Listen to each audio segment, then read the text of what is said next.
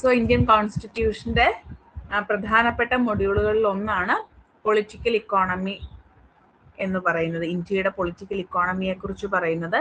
ഇതിനകത്ത് നമ്മൾ കുറേ കാര്യങ്ങൾ പഠിക്കുന്നുണ്ട്. ഇപ്പം നെഹ്റുവിയൻ മോഡലിനെ കുറിച്ച് പഠിക്കുന്നുണ്ട്, ഗ്ലോബലൈസേഷന്റെ കാലഘട്ടത്തിൽ ഇന്ത്യക്ക് വന്നിട്ടുള്ള ചേഞ്ചസ്, റീസെന്റ് ട്രെൻഡ്സുകൾ എന്തൊക്കെയാണ്, ഇങ്ങനെയുള്ള പ്രധാനപ്പെട്ട കാര്യങ്ങളൊക്കെയാണ് പറയുന്നത്. സ്ക്രീൻ പോയോ? അവിടുത്തെ നെറ്റ്വർക്കിന്റെ ഇഷ്യൂ ആണോ? ഞാൻ ആക്ച്വലി സ്ക്രീനിലൊന്നും ചെയ്തിട്ടുണ്ടായിരുന്നില്ല. ഇപ്പൊ ഓക്കെ ആയോ? ഇപ്പൊ ഓക്കെയാണ്. ഓക്കെ. അപ്പം നമുക്ക് ഇതിൻ്റെ അകത്ത് പ്രധാനപ്പെട്ട കാര്യങ്ങളൊക്കെ മാത്രമേ ഞാൻ ഇൻക്ലൂഡ് ചെയ്തിട്ടുള്ളൂ. അല്ലാതെ ഒരുപാട് നോട്ട്സുകളൊന്നും തന്ന് നിങ്ങളെ ബുദ്ധിമുട്ടിക്കാൻ ഞാൻ ഉദ്ദേശിക്കുന്നില്ല. എക്സാം പോയിന്റ് ഓഫ് വ്യൂവിലുള്ള കാര്യങ്ങൾ മാത്രമാണ് ആഡ് ചെയ്തിരിക്കുന്നത്. എന്നിട്ട് പോലും ഇതൊരു 12 പേജ് നോട്ടാണ് കേട്ടോ. സോ കുറച്ച് വലുതാണ്, കുറച്ച് പഠിക്കാനും ഉണ്ട് എന്നുള്ളതാണ് കേട്ടോ. നമുക്ക് ഇതുവരെയും പഠിച്ചതിൽ നിന്നും കുറച്ച് ഡിഫറെൻ്റ് ആയിട്ടുള്ള ഒരു പേഴ്സ്പെക്റ്റീവിലുള്ള നോട്ടുകളാണ്. കുറച്ച് ഇക്കണോമിക് പേഴ്സ്പെക്റ്റീവ് ഒക്കെ വരുന്ന ഒരു ഭാഗമാണ്. അപ്പം നന്നായിട്ടൊന്ന് വായിക്കണം കേട്ടോ. ഈ മൊഡ്യൂള് ഒന്ന് നന്നായിട്ട് വായിക്കണം. ലാസ്റ്റൊക്കെ നമ്മൾ ജസ്റ്റ് റീഡ് ചെയ്ത് വിട്ടാൽ മതിയായിരുന്നു, പക്ഷേ ഇതൊന്ന് നന്നായിട്ട് വായിക്കണേ. സോ നമുക്ക് സ്റ്റാർട്ട് ചെയ്യാം. ഓക്കെ ആണല്ലോ അല്ലേ? എല്ലാം ഓക്കെ ആണല്ലോ അല്ലേ? ഓക്കെ. അപ്പൊ ആദ്യമേ തന്നെ നമ്മൾ പറയുന്നത് the political economy of development എന്ന് പറഞ്ഞാൽ എന്താണ് എന്നുള്ളതാണ്. അതായത് ഒരു പൊളിറ്റിക്കൽ എൻവയോൺമെന്റ് അല്ലെങ്കിൽ ഒരു പൊളിറ്റിക്കൽ ഇൻസ്റ്റിറ്റ്യൂഷൻ എങ്ങനെയാണ് മറ്റൊരു ഇക്കണോമിക് സിസ്റ്റത്തിനെ ഇൻഫ്ലുവൻസ് ചെയ്യുന്നത് എന്നുള്ളതാണ് പൊളിറ്റിക്കൽ ഇക്കോണമി കൊണ്ട് ഉദ്ദേശിക്കുന്നത്. പൊളിറ്റിക്കൽ ഇക്കോണമി ഓഫ് ഡെവലപ്മെന്റ് കൊണ്ട് ഉദ്ദേശിക്കുന്നത്. Political economy of development refers to how political institutions, the political environment and the economic system influence each other. അപ്പോൾ ഒരു പൊളിറ്റിക്കൽ സിസ്റ്റം മറ്റൊരു പൊളിറ്റിക്കൽ സിസ്റ്റത്തിനെ എങ്ങനെ ഇൻഫ്ലുവൻസ് ചെയ്യുന്നു, ഇല്ലെങ്കിൽ ഒരു ഇക്കണോമിക് സിസ്റ്റം മറ്റൊരു ഇക്കണോമിക് സിസ്റ്റത്തിനെ എങ്ങനെ ഇൻഫ്ലുവൻസ് ചെയ്യുന്നു, ഇത്തരത്തിലുള്ള കാര്യങ്ങളാണ് പൊളിറ്റിക്കൽ ഇക്കോണമി ഓഫ് ഡെവലപ്മെന്റിന്റെ ആസ്പെക്റ്റിൽ വരുന്നത്.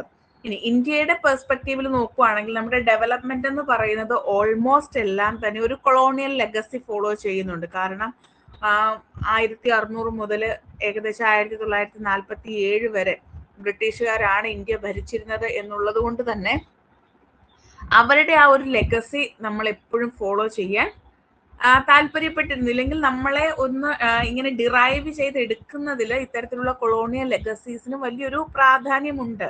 അതുപോലെ തന്നെ മറ്റൊരു പ്രധാനപ്പെട്ട കോൺസെപ്റ്റ് ഡെമോക്രാറ്റിക് ഗവേണൻസ് ആണ്. Democratic governance, economic reforms, socio political movements, ഇതൊക്കെ ഇന്ത്യയുടെ ഡെവലപ്മെന്റിനെ വളരെയധികം സ്വാധീനിച്ചിട്ടുള്ള ഫാക്ടേഴ്സ് ആണ്. അപ്പൊ ഇത്രയും ഓർത്താൽ മതി. ഇന്ത്യയുടെ ഡെവലപ്മെന്റ് ഇല്ലെങ്കിൽ ഇന്ത്യയുടെ ഇക്കണോമിക് ഡെവലപ്മെന്റ് എന്ന് പറയുന്നത് ജസ്റ്റ് ഒരു നിമിഷം ഉണ്ടായി വന്നിട്ടുള്ളതല്ല. അതൊരു ഗ്രാജുവൽ പ്രോസസ്സിലൂടെ ഇന്ന് ഈ കാണുന്ന അവസ്ഥയിലേക്ക് എത്തിച്ചേർന്നിരിക്കുന്നതാണ് എന്നുള്ളതാണ് നമ്മൾ മനസ്സിലാക്കേണ്ടത്. ഇനി ഹിസ്റ്റോറിക്കൽ ബാക്ക്ഗ്രൗണ്ടിലേക്ക് നോക്കിക്കഴിഞ്ഞാൽ നമുക്ക് അതിനെ ഒരു 3 കാലഘട്ടങ്ങളായിട്ട് തിരിക്കാം. ഒന്ന് കൊളോണിയൽ ഇക്കോണമി, അതായത് നമ്മുടെ ബ്രിട്ടീഷുകാർ ഇവിടെ ഉണ്ടായിരുന്ന സമയത്ത് എങ്ങനെയാണ് എന്നുള്ളതാണ്. രണ്ടാമത്തത് പോസ്റ്റ് ഇൻഡിപെൻഡൻസ് മോഡൽ, 1947 മുതൽ 1991 വരെ നമുക്ക് സ്വാതന്ത്ര്യം കിട്ടിയതിന് ശേഷമുള്ള ആ ഒരു പീരീഡ്. ദെൻ ലിബറലൈസേഷൻ പീരീഡ്, അതായത് നമ്മുടെ LPG, ലിബറലൈസേഷൻ, പ്രൈവറ്റൈസേഷൻ, ഗ്ലോബലൈസേഷൻ ഒക്കെ വന്നതിന് ശേഷം ഇന്ത്യക്ക് ഉണ്ടായിട്ടുള്ള ചേഞ്ച്. ഇങ്ങനെ 3 പീരീഡുകളായിട്ടാണ് നമ്മൾ ഇന്ത്യൻ പൊളിറ്റിക്കൽ ഇക്കോണമിയെ ഡിഫൈൻ ചെയ്യുന്നത്. കൊളോണിയൽ ഇക്കോണമിയുടെ പ്രത്യേകത എന്താണെന്ന് ചോദിച്ചു കഴിഞ്ഞാൽ ബേസിക്കലി അതൊരു എക്സ്പ്ലോയിറ്റേറ്റീവ് നേച്ചറിലുള്ള ഒരു ഇക്കണോമിക് സിസ്റ്റം ആയിരുന്നു. ഡീ ഇൻഡസ്ട്രിയലൈസേഷൻ ആയിരുന്നു ഉണ്ടായിരുന്നത്. അതുപോലെ ലാൻഡ് റവന്യൂ സിസ്റ്റം, നിങ്ങൾ സെമീന്ദാരി സിസ്റ്റവും മഹൽവാരി സിസ്റ്റവും ഒക്കെ പഠിച്ചിട്ടുണ്ടാവും അല്ലേ? അപ്പൊ അത്തരത്തിലുള്ള ലാൻഡ് റവന്യൂ സിസ്റ്റംസ് ഒക്കെ എക്സിസ്റ്റ് ചെയ്തിരുന്ന ഒരു കാലഘട്ടമാണ് കൊളോണിയൽ ഇക്കോണമി എന്ന് പറയുന്നത്.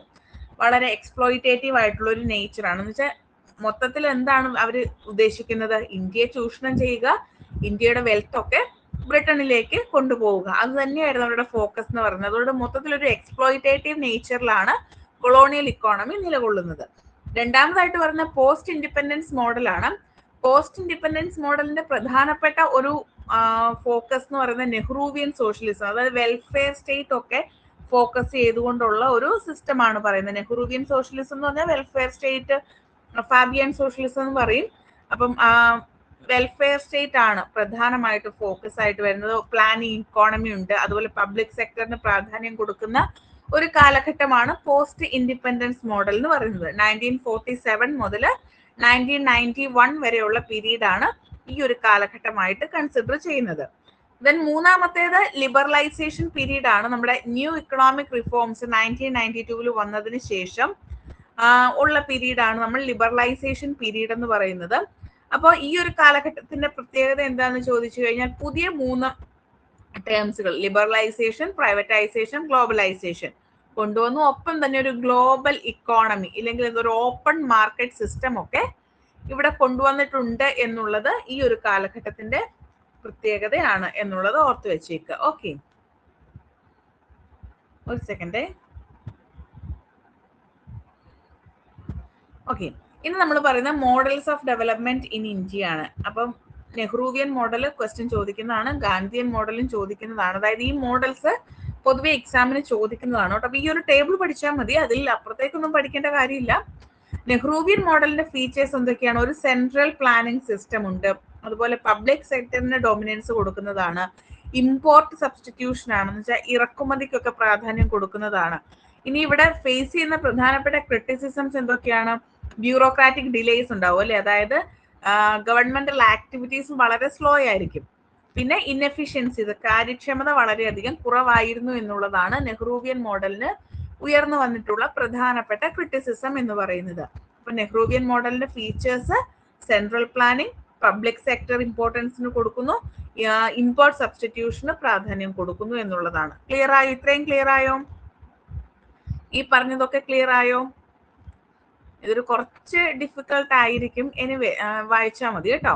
ഇനി രണ്ടാമത്തെ ഗാന്ധിയൻ മോഡലാണ്. ഗാന്ധിയൻ മോഡലിന്റെ കാര്യം പറയുകയാണെങ്കിൽ ഒരു വില്ലേജ് സെൻട്രിക് ആയിട്ടുള്ള ഒരു മോഡലാണ് ഗാന്ധിയൻ മോഡൽ മുന്നോട്ട് വെക്കുന്നത്. സ്വയം പര്യാപ്തത, സെൽഫ് സഫിഷ്യൻസി ആണ് പ്രധാനമായിട്ടും ഇവിടെ ഫോക്കസ് ചെയ്യുന്നത്. മിനിമൽ സ്റ്റേറ്റ്, അതായത് സ്റ്റേറ്റിന്റെ ഇന്റർവെൻഷൻ വളരെ കുറവ് മതി എന്നാണ് ഗാന്ധിയൻ മോഡൽ പറയുന്നത്. പക്ഷേ ഇത്തരത്തിലൊരു ഗാന്ധിയൻ മോഡൽ എന്ന് പറയുന്നത് നമുക്ക് പ്രാക്ടിക്കൽ ആക്കി എടുക്കാൻ പറ്റുന്ന ഒന്നല്ല. കാരണം എന്താണെന്ന് ചോദിച്ചു കഴിഞ്ഞാൽ അദ്ദേഹത്തിന്റെ ഐഡിയ എന്ന് പറഞ്ഞാൽ ഐഡിയലിസ്റ്റിക് ആണ് എന്നുള്ളതാണ് പറയുന്നത്. പ്രാക്ടിക്കബിലിറ്റി വളരെയധികം കുറവാണ് എന്നുള്ളതാണ് ഗാന്ധിയൻ മോഡലിന്റെ പ്രത്യേകത. കാരണം സെൽഫ് സഫിഷ്യൻസി ഉണ്ടാക്കാൻ നമുക്ക് വലിയ ബുദ്ധിമുട്ടാണ്. വില്ലേജ് സെൻട്രിക്ക് മാത്രമാക്കി നമുക്ക് മാറ്റാൻ പറ്റില്ല. സ്റ്റേറ്റിന്റെ ഇന്റർവെൻഷൻ തീരെ കുറയുന്നതിനോട് നമുക്ക് വലിയ താല്പര്യം വരത്തില്ല. കാരണം വെൽഫെയർ സ്റ്റേറ്റ് ഒക്കെ ഉണ്ടാക്കണമെങ്കിൽ സ്റ്റേറ്റിന്റെ ഇന്റർവെൻഷൻ വേണം. സോ അത്തരത്തിൽ ഗാന്ധിയൻ മോഡൽ ഒരു ഐഡിയലിസ്റ്റിക് ആയിട്ടുള്ള മോഡലാണെന്നാണ് പറയപ്പെടുന്നത്. ദെൻ മൂന്നാമത്തെ മോഡല് ലിബറലൈസേഷൻ മോഡലാണ്. പോസ്റ്റ് 1991, അതായത് 1991 ശേഷമുള്ള പീരീഡ് ആണ്. ഇതിന്റെ പ്രത്യേകത എന്താന്ന് ചോദിച്ചു കഴിഞ്ഞാൽ മാർക്കറ്റ് ഡ്രിവൺ റിഫോംസ്, അതായത് പുതിയ പുതിയ ഇക്കണോമിക് റിഫോംസുകളൊക്കെ വന്നു. ഫോറിൻ ഡയറക്റ്റ് ഇൻവെസ്റ്റ്മെന്റുകൾ ഒരുപാട് കൂടി, അതുപോലെ ഡീറെഗുലേഷൻസ് ഒക്കെ വന്നു. ഇതൊക്കെയാണ് ഫീച്ചേഴ്സ് ആയിട്ട് പറയുന്നത്. പക്ഷെ ഇവിടെയും കുറെ ക്രിറ്റിസിസംസ് ഉണ്ടായിട്ടുണ്ട്. ഒന്ന്, ഇൻഇക്വാളിറ്റി കൂടുന്നതിന് കാരണമായിട്ടുണ്ട്. പിന്നെ കൂടുതലും അർബൻ സൊസൈറ്റിയെ ബേസ് ചെയ്തുകൊണ്ടാണ് ലിബറലൈസേഷൻ മോഡൽ പ്രവർത്തിക്കുന്നത്, ഇല്ലെങ്കിൽ ഒരു ഇൻഡസ്ട്രിയലൈസേഷൻ ബേസിസ് ആണ് ലിബറലൈസേഷൻ മോഡൽ പ്രവർത്തിക്കുന്നത് എന്നുള്ളൊരു ക്രിറ്റിസിസം എമർജ് ചെയ്ത് വരാറുണ്ട്. ലാസ്റ്റ് ആയിട്ട് പറഞ്ഞ ഇൻക്ലൂസീവ് ഡെവലപ്മെന്റ് ആണ്. ഇൻക്ലൂസീവ് ഡെവലപ്മെന്റിനകത്ത് വരുന്ന ആരൊക്കെയാണ് നമ്മൾ ലാസ്റ്റ് ക്ലാസ്സിൽ പഠിച്ചിരുന്നത് അല്ലെ? Marginalised sections of the society ആണ്, വിമൻ, ചിൽഡ്രൻ ഒക്കെ ആണല്ലേ വരുന്നത്. മറ്റേ ബാക്ക്വേർഡ് കമ്മ്യൂണിറ്റീസ് അങ്ങനെയുള്ള ആളുകളാണ് വരുന്നത്. ഇവിടുത്തെ പ്രധാനപ്പെട്ട ഫോക്കസ് എന്താ? പോവർട്ടി റിഡക്ഷൻ, ഹെൽത്ത്, എഡ്യൂക്കേഷൻ ഒക്കെയാണ്. പക്ഷെ ഇവിടെയും വലിയൊരു ക്രിറ്റിസിസം വന്നിരിക്കുന്നത് ഇത്തരത്തിലുള്ള ഡെവലപ്മെന്റൽ പ്രോഗ്രാംസുകൾ വരുന്ന സമയത്ത് അത് ഇംപ്ലിമെന്റ് ചെയ്തെടുക്കാൻ കുറച്ച് ബുദ്ധിമുട്ടാണ് എന്നുള്ളതാണ്. അപ്പൊ Nehruvian model, Gandhian model, liberalisation model, inclusive development. Okay ആണോ? ക്ലിയർ ആയോ? ഓക്കെ ആണോ? ഓക്കെ, നമുക്ക് അടുത്ത കീ പോളിസി ഡിബേറ്റ്സുകളിലേക്ക് പോകാം. ഇതൊക്കെ നിങ്ങൾ ഈ ബോൾഡിൽ കൊടുത്തിരിക്കുന്നത് മാത്രം പഠിച്ചാൽ മതി കേട്ടോ. അതിനുള്ളിലേക്കുള്ളത് ചോദിക്കാറില്ല. സോ ഈ ഒരു ബോൾഡിൽ കൊടുത്തിരിക്കുന്നത് പഠിക്കുക. ഒന്ന്, ഗ്രോത്ത് വേഴ്സസ് ഇക്വിറ്റി എന്ന് വെച്ച് കഴിഞ്ഞാൽ ഇക്കണോമിക് ഗ്രോത്തും അതോടൊപ്പം തന്നെ ഇക്വാളിറ്റിയും ഒരുപോലെ മുന്നോട്ട് കൊണ്ടുപോകണം എന്നുള്ളതാണ് ഗ്രോത്ത് വേഴ്സസ് ഇക്വിറ്റി എന്നതുകൊണ്ട് ഉദ്ദേശിക്കുന്നത്. രണ്ടാമത്തത് പബ്ലിക് വേഴ്സസ് പ്രൈവറ്റ് സെക്ടർ ആണ്. അപ്പൊ എന്താണ് ഇവിടെ പ്രൈവറ്റൈസേഷന്റെ ഇമ്പോർട്ടൻസിനെ കുറിച്ചൊക്കെയാണ് പറയുന്നത്. പിന്നെ welfare state versus market reforms, land acquisition and industrialisation, then എൻവയോൺമെന്റൽ സസ്റ്റൈനബിലിറ്റി വേഴ്സസ് ഡെവലപ്മെന്റ്. ഇതൊക്കെ ഈ ഒരു ബോൾഡിലുള്ളത് മാത്രം നിങ്ങൾ നോക്കിയാൽ മതി. ഇനി ലിബറലൈസേഷന്റെ റീസെന്റ് ട്രെൻഡ്സിലേക്ക് നോക്കിക്കഴിഞ്ഞാൽ നമുക്ക് ഒരുപാട് പ്രോഗ്രാംസുകൾ ഇന്ത്യൻ ഗവൺമെന്റ് കൊണ്ടുവന്നിട്ടുണ്ട്. അതിന്റെ ഭാഗമായിട്ട് 2014 കൊണ്ടുവന്നിട്ടുള്ള ഒരു ഐഡിയ ആണ് make in India, 2015 digital India, സ്റ്റാർട്ടപ്പുകൾ, അങ്ങനെയുള്ള കാര്യങ്ങളൊക്കെ നിങ്ങൾ കേട്ടിട്ടില്ലേ? മേക്ക് ഇൻ ഇന്ത്യ പ്രോഗ്രാം ഒക്കെ കേട്ടിട്ടില്ലേ? നരേന്ദ്രമോദി അധികാരത്തിൽ വന്നപ്പോൾ കൊണ്ടുവന്ന പ്രോഗ്രാമാണ്, കേട്ടിട്ടില്ലേ? ഒരുപാട് സ്റ്റാർട്ടപ്പുകളെയൊക്കെ നമ്മുടെ കേന്ദ്ര ഗവൺമെന്റ് ഇപ്പൊ പ്രോത്സാഹിപ്പിക്കുന്നുണ്ട് അല്ലേ? അപ്പോൾ അത്തരത്തിലുള്ള ഒരുപാട് ട്രെൻഡ്സ് ലിബറലൈസേഷന്റെ ഭാഗമായിട്ട് വന്നിട്ടുണ്ട്.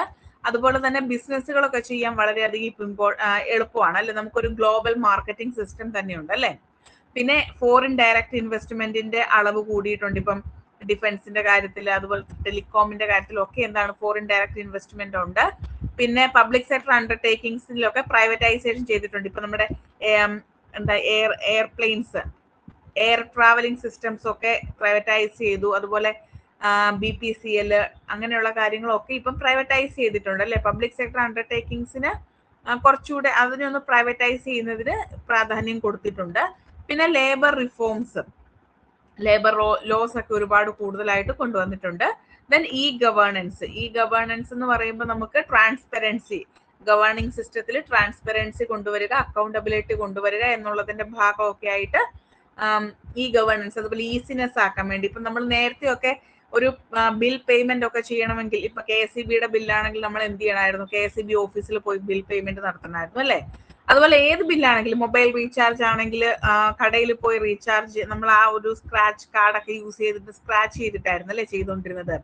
അതുപോലെ തന്നെ ട്രാൻസാക്ഷൻസ് ഒക്കെ നമ്മൾ എങ്ങനെയായിരുന്നു ചെയ്തുകൊണ്ടിരുന്നത്? ഡയറക്റ്റ് ആയിട്ടുള്ള, ഇപ്പൊ ബാങ്കിൽ തന്നെ പോയിട്ട് നമ്മൾ അടുത്ത അക്കൗണ്ടിലേക്ക് ട്രാൻസ്ഫർ ചെയ്യേണ്ട രീതിയായിരുന്നു ഉണ്ടായിരുന്നത്. പക്ഷെ അതിൽ നിന്നൊക്കെ ഇപ്പം മാറ്റം വന്ന് നമുക്ക് UPIs ഉണ്ട്, അതുപോലെ തന്നെ എല്ലാം ഓൺലൈൻ പേയ്മെന്റ് സിസ്റ്റംസ് ഉണ്ട്. അങ്ങനെയുള്ള ഗവേണൻസ് സിസ്റ്റം വളരെയധികം നല്ല രീതിയിൽ പ്രോഗ്രസീവ് ആയിട്ട് വന്നിട്ടുണ്ട് എന്നുള്ളതാണ്. ഇനി റോൾ ഓഫ് ഗ്ലോബലൈസേഷൻ നോക്കിക്കഴിഞ്ഞാൽ ഗ്ലോബൽ മാർക്കറ്റ്സുമായിട്ടൊരു ഇന്റഗ്രേഷൻ സഹായിച്ചിട്ടുണ്ട്. WTO, IMF, വേൾഡ് ബാങ്ക് ഇവയുടെ ഇൻഫ്ലുവൻസ് വളരെയധികം കൂടുതലാണ്. അതുപോലെ തന്നെ IT സെക്ടറിന്റെ ഗ്രോത്തിന് ഇത് കാരണമായിട്ടുണ്ട് എന്നുള്ളതാണ്. Then next, rise of service sector versus agrarian distress. Service സെക്ടറിന് വലിയൊരു പ്രാധാന്യം കൊടുക്കുന്നുണ്ട് ഗ്ലോബലൈസേഷന്റെ കോണ്ടെക്സ്റ്റിൽ. ഇനി സോഷ്യൽ ഇമ്പാക്ട് നോക്കുവാണെങ്കിൽ അർബൻ റൂറൽ ഡിവൈഡിന് കാരണമായിട്ടുണ്ട്. ജോബ്ലെസ് ഗ്രോത്ത് ഉണ്ടാകും, ഇനിക്വാളിറ്റി ഉണ്ട്, ഇൻഫോർമൽ സെക്ടർ ചലഞ്ചസ് ഉണ്ട്. അതൊക്കെ നിങ്ങൾ ജസ്റ്റ് വായിച്ചാൽ മതി. ഇവിടെ നിന്നൊന്നും അധികം ക്വസ്റ്റ്യൻസ് ചോദിക്കില്ല കേട്ടോ. ദെൻ എന്തൊക്കെ ചലഞ്ചസ് ആണ് ഇപ്പോൾ ഫേസ് ചെയ്യുന്നതെന്ന് ചോദിച്ചു കഴിഞ്ഞാൽ എൻവയോൺമെന്റൽ കൺസേൺസും ഗ്രോത്തും ഒരുപോലെ മുന്നോട്ട് കൊണ്ടുപോവുക എന്നുള്ളത് വലിയൊരു ചലഞ്ചാണ്. അതായത് നമ്മുടെ പരിസ്ഥിതിയെ രക്ഷിക്കുകയും വേണം, അല്ലെങ്കിൽ സംരക്ഷിക്കുകയും വേണം, ഒപ്പം തന്നെ നമുക്ക് ഡെവലപ്മെന്റും വേണം. അങ്ങനെ നോക്കുമ്പോൾ നമ്മൾ ഡെവലപ്മെന്റൽ പ്രോസസ്സിലേക്ക് പോകുമ്പോഴേക്കും ഒരു പരിധി വരെ എന്ത് ചെയ്യാറുണ്ട്? എൻവയോൺമെന്റിനെ നമ്മൾ ഡിസ്റ്റർബ് ചെയ്യാറുണ്ട് അല്ലെ? ഇപ്പം പുതിയ പുതിയ ബിൽഡിങ്സ്, കൺസ്ട്രക്ഷൻസ് ഒക്കെ വരുവാണെങ്കിൽ നമ്മൾ എന്ത് ചെയ്യണം? ഒന്നെങ്കിൽ പാടം നികത്തണം, ഇല്ലെങ്കിൽ കുന്നും മലകളും ഒക്കെ ഇടിച്ചു നിരത്തണം. അങ്ങനെയുള്ള ഇഷ്യൂസ് ഒക്കെ ഉണ്ട്. പക്ഷെ അതൊക്കെ അപ്പൊ എൻവയോൺമെന്റിനെ ഡിസ്റ്റർബ് ചെയ്യുന്നതാണ്. ഇപ്പൊ മരടിലെ ഫ്ലാറ്റ് ഒക്കെ പൊളിച്ചു നീക്കിയില്ലേ? അപ്പം അങ്ങനെയുള്ള, ഇല്ലെങ്കിൽ ഈയിടെ ഫ്ലഡ് ഉണ്ടായപ്പോൾ നമ്മൾ എന്താ പറഞ്ഞത്? ഒരുപാട് നമ്മൾ കാട് കയ്യേറി ഒരുപാട് കൺസ്ട്രക്ഷൻസ് ഒക്കെ നടത്തിയത് കൊണ്ടാണ് ഇത്തരത്തിലുള്ള പ്രശ്നങ്ങളൊക്കെ ഉണ്ടാകുന്നത് എന്ന് പറയുന്നില്ലേ? അപ്പം ആ പ്രശ്നങ്ങളൊക്കെ ഒഴിവാക്കി എങ്ങനെ നമുക്ക് ഇക്കണോമിക് ഡെവലപ്മെന്റ് കൊണ്ടുവരാം എന്നുള്ളതാണ് പ്രധാനപ്പെട്ട ഒരു ചലഞ്ച് ആയിട്ട് പറയുന്നത്. ഇനി അതോടൊപ്പം തന്നെ നമുക്കൊരു സസ്റ്റൈനബിൾ ഡെവലപ്മെന്റ് ഗോൾസ് ഉണ്ടല്ലോ. ബൈ 2030 ആവുമ്പോഴേക്കും കുറെ അച്ചീവ് ചെയ്യാനുള്ള കുറെ സാധനങ്ങളൊക്കെ പറഞ്ഞിട്ടുള്ള ഒരു സസ്റ്റൈനബിൾ ഡെവലപ്മെന്റ് ഗോൾസ് ഉണ്ടല്ലോ. ആ സസ്റ്റൈനബിൾ ഡെവലപ്മെന്റ് ഗോൾസിനെ എങ്ങനെ നമുക്ക് നല്ല രീതിയിൽ മുന്നോട്ട് കൊണ്ടുപോകാം, അതൊരു ചലഞ്ചാണ്. അതുപോലെ തന്നെ അഗ്രികൾച്ചറൽ ഡിസ്ട്രസ് എങ്ങനെ ഇല്ലാതാക്കാം, റൂറൽ അൺഎംപ്ലോയ്മെന്റിനെ എങ്ങനെ മാറ്റിയെടുക്കാം, അതുപോലെ തന്നെ ഹെൽത്ത് ആൻഡ് എഡ്യൂക്കേഷൻ സെക്ടറിലുള്ള പ്രോബ്ലംസിനെ നമ്മൾ എങ്ങനെ സോൾവ് ചെയ്യാം, ഇതൊക്കെയാണ് ഇപ്പോൾ നമ്മുടെ സൊസൈറ്റി നേരിടുന്ന പ്രധാനപ്പെട്ട ചലഞ്ചസ് ആയിട്ട്, ഇക്കണോമിക് സെക്ടറിൽ നമ്മൾ നേരിടുന്ന പ്രധാനപ്പെട്ട ചലഞ്ചസ് ആയിട്ട് പറയുന്നത്. ഓക്കെ ആണോ? ക്ലിയർ ആയോ? ഓക്കെ. ഇനി ഇതൊക്കെ ഈ ഇക്കണോമിക് ഡെവലപ്മെന്റുമായിട്ട് അസോസിയേറ്റ് ചെയ്ത്, ഇല്ലെങ്കിൽ പൊളിറ്റിക്കൽ ഇക്കോണമിയായി അസോസിയേറ്റ് ചെയ്ത് നമ്മൾ പ്രധാനമായിട്ടും 3 തിങ്കേഴ്സിനെ പറയാറുണ്ട്. ഒന്ന് അമർത്യ സെൻ ആണ്, പഠിച്ചു വെച്ചേക്കുക. Development as freedom, capability approach. ഇത് രണ്ടും ഇതിന് മുന്നേ ചോദിച്ചിട്ടുണ്ട് കേട്ടോ. അമർത്യ സെന്നുമായിട്ട് ഇത് ചോദിക്കുന്ന ഇതാണ്, ഈ ഒരു കോണ്ടെക്സ്റ്റിൽ ഈ ഒരു കോൺസെപ്റ്റ് തരും, ഇത് ആര് പറഞ്ഞിരിക്കുന്നതാണ്, ഇല്ലെങ്കിൽ മാച്ച് ദ ഫോളോയിങ് ആയിട്ടാണ് ചോദിച്ചിരിക്കുന്നത്. അപ്പൊ ഇത് പഠിച്ചു വെക്കുക. Amartya Sen, development as freedom, capabilities approach. ഇനി ജീൻ ബ്രസെ ആണെങ്കിൽ സോഷ്യൽ വെൽഫെയറിന് പ്രാധാന്യം കൊടുക്കുന്നു, പാർട്ടിസിപ്പേറ്ററി ഡെവലപ്മെന്റ്. നീതി ആയോഗ് റിപ്പോർട്ട്സുകളാണെങ്കിൽ പോളിസി പ്ലാനിംഗ് ആണ്, പോസ്റ്റ് പ്ലാനിംഗ് കമ്മീഷൻ. അത് നിങ്ങൾക്ക് അറിയാലോ, പോളിസി പ്ലാനിംഗ് എന്ന് ഓർത്ത് വെച്ചാൽ മതി കേട്ടോ. ക്ലിയർ ആയോ? ഓക്കെ ആണോ? ഓക്കെ ആണോ?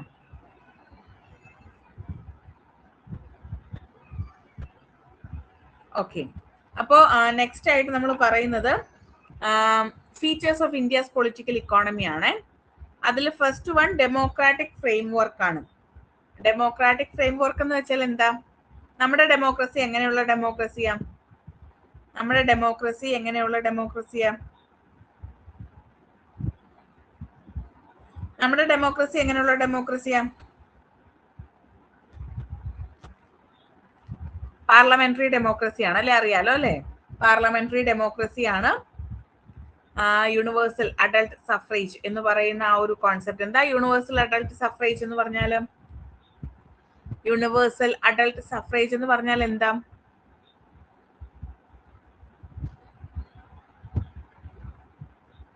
വോട്ടിംഗ് റൈറ്റ് ആണ് അല്ലേ? വോട്ടിംഗ് റൈറ്റ് ആണ്. Very good. വോട്ടിംഗ് റൈറ്റ് ആണ്. പിന്നെ നമുക്ക് നമ്മുടെ നാട്ടിലെ ഡെവലപ്മെന്റ് ഇലക്ട്രൽ പൊളിറ്റിക്സുമായി റിലേറ്റഡ് ആണ്. ഇലക്ട്രൽ പൊളിറ്റിക്സ് എന്താണെന്ന് ഇന്നലത്തെ ക്ലാസ്സിൽ പറഞ്ഞിട്ടുണ്ട് കേട്ടോ. ഇലക്ട്രൽ പൊളിറ്റിക്സുമായിട്ട് നമ്മുടെ ഡെവലപ്മെന്റ് ഇൻഫ്ലുവൻസ്ഡ് ആണ്. അതുപോലെ സോഷ്യൽ മൂവ്മെന്റ്സിന് വലിയധികം പ്രാധാന്യമുണ്ട്. ഒരു 1970s ശേഷം ന്യൂ സോഷ്യൽ മൂവ്മെന്റ് എന്ന് പറഞ്ഞ പെർസ്പെക്റ്റീവിൽ ഒരുപാട് മൂവ്മെന്റ്സുകൾ വന്നിട്ടുണ്ട്. എൻവയോൺമെന്റൽ മൂവ്മെന്റ്സ്, അതുപോലെ പെസൻ മൂവ്മെന്റ്സ്, അഗ്രേറിയൻ മൂവ്മെന്റ്സുകൾ, പിന്നെ ഇപ്പൊ ന്യൂ ജനറേഷൻ മൂവ്മെന്റ്സുകൾ, നമ്മുടെ ട്രാൻസ്ജെൻഡർ ഇഷ്യൂസും ഒക്കെ ആയിട്ട് റിലേറ്റഡ് റൈറ്റ്സുമായി ബന്ധപ്പെട്ടിട്ടുള്ള കുറെ മൂവ്മെന്റ്സുകൾ, അങ്ങനെയുള്ള ഒരുപാട് മൂവ്മെന്റ്സുകളൊക്കെ വന്നിട്ടുണ്ട് അല്ലെ? അപ്പൊ ഇതൊക്കെ എന്താണ്? നമ്മുടെ ഇക്കണോമിക് പ്രയോറിറ്റീസിനെ ക്രിയേറ്റ് ചെയ്യുന്നതിന് ഇല്ലെങ്കിൽ ഉണ്ടാക്കിയെടുക്കുന്നതിന് കാരണമാകുന്നുണ്ട് എന്നുള്ളതാണ്.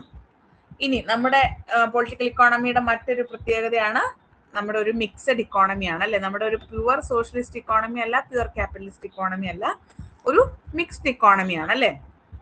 രണ്ട് സെക്ഷൻ, അതായത് പ്രൈവറ്റ് സെക്ടറിനും പബ്ലിക് സെക്ടറിനും ഒരുപോലെ പ്രാധാന്യം കൊടുത്തുകൊണ്ടുള്ളതാണ്.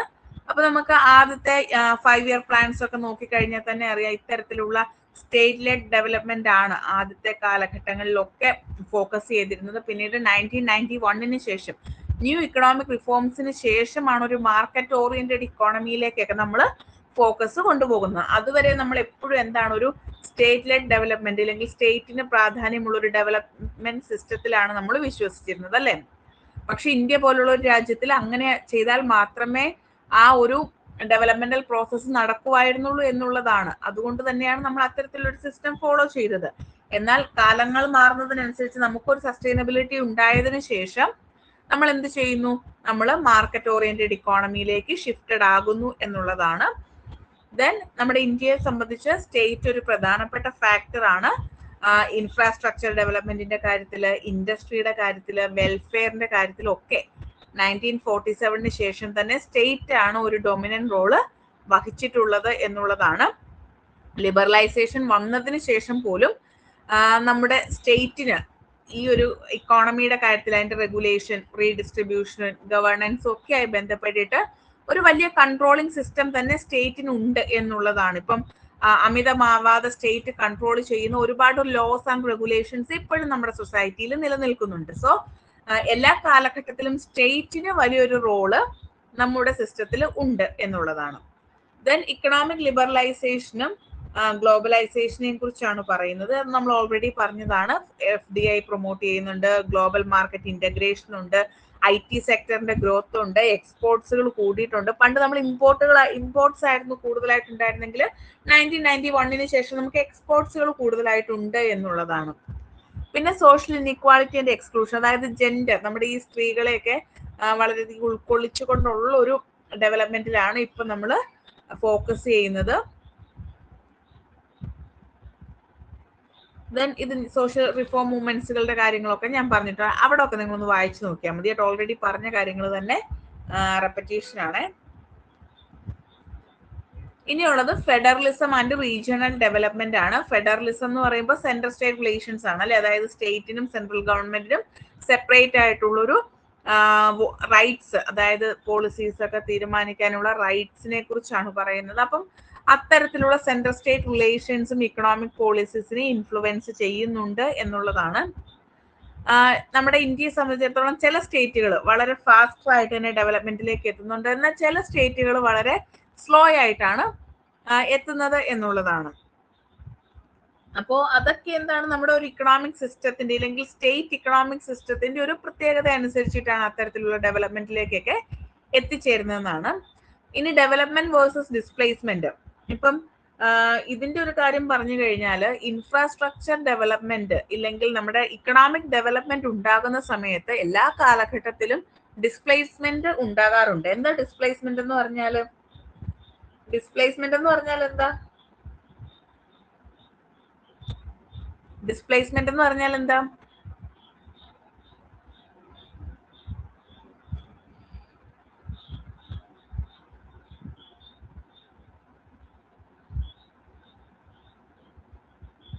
ഡിസ്പ്ലേസ്മെന്റ് എന്ന് പറഞ്ഞു കഴിഞ്ഞാൽ ഇത്തരത്തിലുള്ള ഇൻഫ്രാസ്ട്രക്ചർ ഡെവലപ്മെന്റിന്റെ ഭാഗമായിട്ട് ആളുകളെ അവരുടെ സ്ഥലത്തു നിന്നും കുടിയൊഴിപ്പിക്കുന്നതിനെയാണ് പറയുന്നത്. അപ്പം ലാർജ് ഇൻഫ്രാസ്ട്രക്ചർ അല്ലെങ്കിൽ ഇൻഡസ്ട്രിയൽ പ്രോജക്ട്സ് ഒക്കെ ഈ ഡാം കൺസ്ട്രക്ഷൻസ്, നിങ്ങൾ നർമ്മദ ബച്ചാവോ ആന്തോളൻ ഒക്കെ കേട്ടിട്ടില്ലേ? സൈലന്റ് വാലി മൂവ്മെന്റ്സുകൾ, ഇതൊക്കെ കേട്ടിട്ടില്ലേ? ഇതൊക്കെ എന്താണ് ഇത്തരത്തിലുള്ള ഡാം കൺസ്ട്രക്ഷനുമായി ബന്ധപ്പെട്ടിട്ടുള്ളതായിരുന്നു അല്ലെ. അതുപോലെ സെൻസിറ്റീവ് സോൺസുകളൊക്കെ ഉണ്ടല്ലോ, സ്പെഷ്യൽ ഇക്കണോമിക് സോൺസ് ഇല്ലെങ്കിൽ ഇക്കോളജിക്കലി സെൻസിറ്റീവ് സോൺസുകൾ എന്നൊക്കെ പറഞ്ഞിട്ട് നമ്മൾ കുറെ കേട്ടുന്നുണ്ട് അല്ലെ. സ്പെഷ്യൽ ഇക്കണോമിക് സോൺസ് ഒക്കെ വരുമ്പോൾ എന്ത് വരുന്നുണ്ട്? ഇത്തരത്തിലുള്ള ഡിസ്പ്ലേസ്മെന്റ് നടക്കുന്നുണ്ട് എന്നുള്ളതാണ്. പക്ഷെ ഡിസ്പ്ലേസ്മെന്റ് നടക്കുന്നതിൽ കുഴപ്പമില്ല. എന്താണ്, അവരെ റീഹാബിലിറ്റ് ചെയ്യാനുള്ള കൃത്യമായിട്ടുള്ള പ്രോസസ്സ് നമ്മുടെ സിസ്റ്റത്തിൽ ഉണ്ടാവണം. അതില്ലാതാകുമ്പോഴാണ് അതൊരു ഇഷ്യൂവിലേക്ക് അല്ലെങ്കിൽ അതൊരു കൺസേൺ ആയിട്ട് മാറുന്നത്. കറക്റ്റുള്ള റീഹാബിലിറ്റേഷൻ എന്താണ് പലപ്പോഴും നടക്കാറില്ല എന്നുള്ളതാണ് ഇവിടെ സംഭവിക്കുന്നത്. ദെൻ എൻവയോൺമെന്റൽ സസ്റ്റൈനബിലിറ്റി. എപ്പോഴും ഇക്കണോമിക് ഗ്രോത്ത് ഉണ്ടാവുന്ന സമയത്ത് ഒരു എൻവയോൺമെന്റൽ പ്രൊട്ടക്ഷനുമായി ബന്ധപ്പെട്ടിട്ട് കുറെ ഇഷ്യൂസ് ഉണ്ടാവാറുണ്ട്. ഫോർ എക്സാമ്പിൾ ആയിട്ട് ഡിഫോറസ്റ്റേഷൻ ഉണ്ടാവാം, എയർ പൊല്യൂഷൻ ഉണ്ടാവാം, വാട്ടർ പൊല്യൂഷൻ ഉണ്ടാവാം, ക്ലൈമറ്റ് ചേഞ്ച്. ഇപ്പം ഈ ഒരു കഴിഞ്ഞ 2 മാസങ്ങളായിട്ട് നമ്മൾ അനുഭവിച്ച ചൂട് എന്ന് പറയുന്നത് ഇതിനു മുന്നേ നമ്മൾ അനുഭവിച്ചിട്ടുണ്ടോ?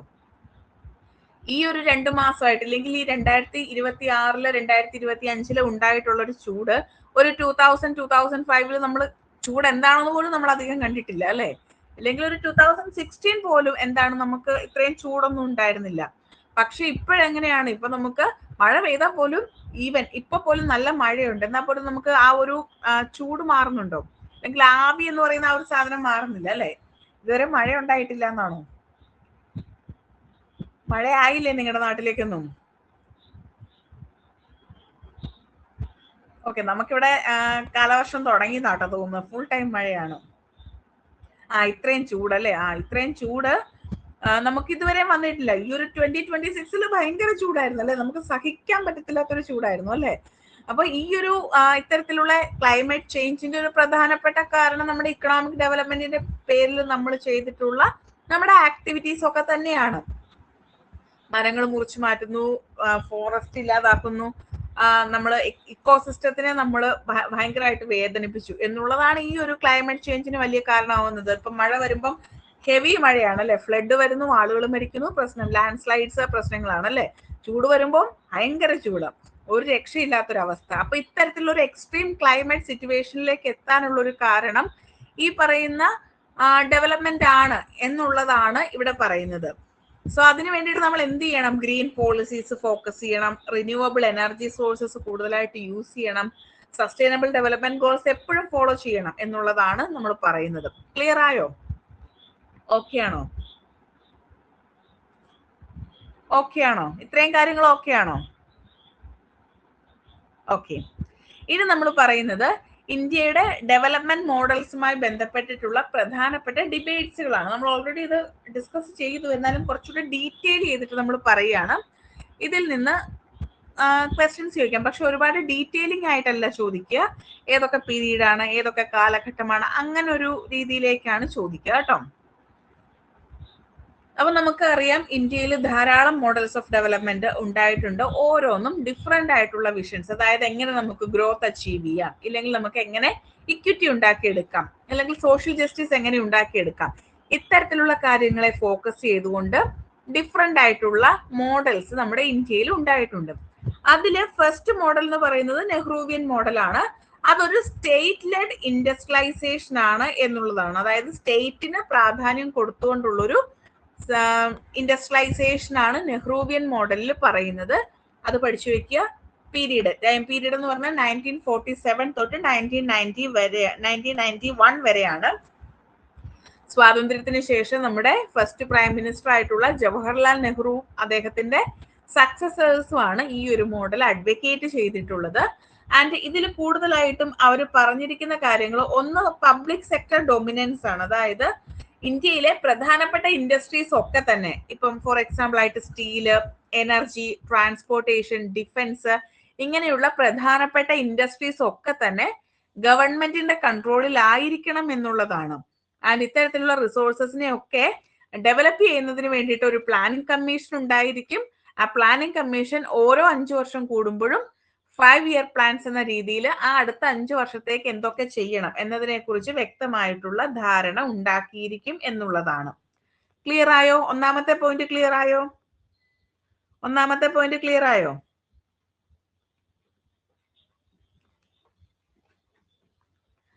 ഓക്കെ. ഇനി രണ്ടാമതായിട്ട് പറഞ്ഞ ഇമ്പോർട്ട് സബ്സ്റ്റിറ്റ്യൂഷൻ ആണ് അല്ലെ.